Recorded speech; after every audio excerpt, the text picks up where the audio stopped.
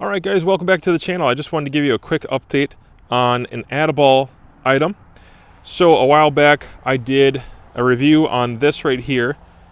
This is the Atibal Stealth. This one is a 5 to 30 magnification range by 56mm objective, side parallax, illuminated model. If you haven't watched that review, the first thing you should do is go back and watch the review where I actually shot this beyond 1,000 yards. I had it on a 6.5 Creedmoor when I did it. Really a chip shot, but I did have to dial for it, and then I put it on 22s. I shot it beyond 500 yards with 22, and so that's not really a chip shot. That's a pretty good shot. And I shot it in the morning. I shot it in the evening, like quite a bit actually in the evening.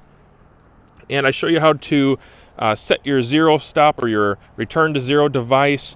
Talked about the fluidity of the dials, tactileness, all the things that you would want to know about the glass and the reticle. I talked a lot about it, but I'll just tell you where I decided to let it settle. So this is my Savage 12 FV, and this thing is an absolute tack driver. It's one of the more precise rifles I have for close distances, especially with match ammo, just regular old match ammo, no hand loads, nothing like that. This one still shoots really, really tight, and I kind of chase the rounds a little bit as the barrel itself is wearing out a little bit. I do chase the rounds a little bit, but then I'll find a round and it'll shoot super, super tight. And I've been doing really well with 53 grain projectiles at this point, Hornady 53 grain with the VVAX, and I'm happy with the rifle. It's shooting super tight. Have to have a dedicated, good quality optic for it. I like having heavy magnification for some of these lower calibers, like a 223 is kind of a smaller caliber, and I want to be able to see those holes at distance. And then if I'm shooting for tiny little groups, which is what I do with this rifle, either varmints, tiny little groups. Sometimes I'll shoot long range with it. I have shot this rifle over 1,000 yards.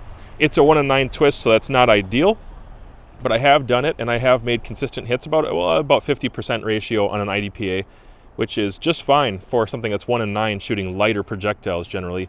26-inch barrel. Anyways, getting back to the optic, I just had a really good experience with it, so I'm setting my zero on this. This is where you're going to see it on my channel. I'll be shooting a lot more groups with it, and maybe I'll use a little bit of my long shot target camera just so you can see some of the groups that I'm getting, even at, let's say, like 300 yards with this. It's amazing how tight this thing can still shoot. I've shot it so hot, probably too hot many times, thousands and thousands. I'm beyond 6,000 or 7,000 rounds through this single barrel. It's still pretty factory, other than the fact that it's an Orks chassis. And so I'm happy to see tonight, as I was zeroing it, the sun has pretty much gone down. But the light, as far as that 56mm objective, was plenty. This is the production model. Before, what I actually reviewed was kind of maybe like the prototype version of it, and now I have the actual production model here. And so it has the zero witness line on there. It was one of the small things I just wanted to see on the production line.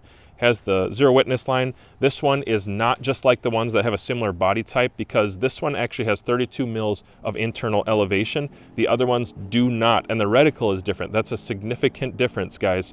The reticle in this actually makes a lot of sense, and the 32 mils of internal elevation I've needed and I've used, and I'm not going to use the full 32 on the setup that I'm on right now, but I will use at least 17 to 20 somewhere in there when I'm doing a little bit of, like 1,000-yard shooting. I know I run a little lighter projectile, so I do need more elevation, and so I'm glad to see that this model, it's not just like the other ones that have a similar body type. It is different, and the internals are going to show you that, with especially the tracking, the reticle itself, and then the ability to reach out quite a bit further by cranking on that. So I'm going to go ahead and set my return to zero here, maybe send a couple more rounds down range, and then I get to do a little bit of a night session tonight. I have a 1 to 12.